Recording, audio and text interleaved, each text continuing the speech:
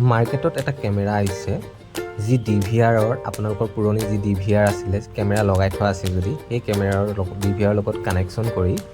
এনেদৰে মাউচৰ সহায়ত মনিটৰত আপোনালোকে চাৰিওদিশে এই কেমেৰাটো ঘূৰাই চাব পাৰে কাৰণ কেমেৰাটোত ইনবিল্ট এটা মটৰ আছে BNC-DC আপোনালোকে শুনিছেই চাগে যে DVR-ত BNC-DC বুলি এটা কানেক্টৰ খায় এই কানেক্টৰটো এই কেমেৰাটোত খাই যায় আৰু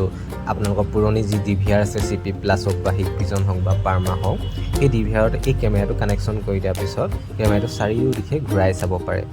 এইটো দেখিছে ন কেমেৰাটো ইয়াৰ ৰিজলিউশ্যন বহুতেই ভাল আৰু ৰাতিও আপোনাৰ কালাৰ আহিব কাৰণ ইয়াত 6টা LED লাইট আছে আৰু 40 মিটাৰ ডিষ্টেন্সৰলৈকে ই কভাৰ কৰিব কেমেৰাটো মাউচৰ সহায়তো আপোনালোকে 360 ঘূৰাব পাৰিব আৰু যি মোবাইল এপ্লিকেশ্যন থাকে মোবাইল এপ্লিকেশ্যনৰ সহায়তো আপোনালোকে 360 ডিগ্ৰী এই কেমেৰাটো ঘূৰাব পাৰিব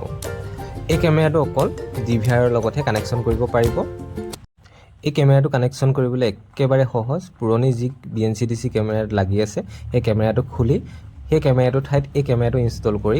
কানেক্টৰ দুটা লগাই দিলে আপোনালোকৰ কানেক্টৰকেইটা লগাই দিয়াৰ পিছত কানেকশ্যন হোৱাৰ পিছতে আপোনালোকে এনেকৈ মাউচৰ সহায়ত 360 ঘূৰাব পাৰিব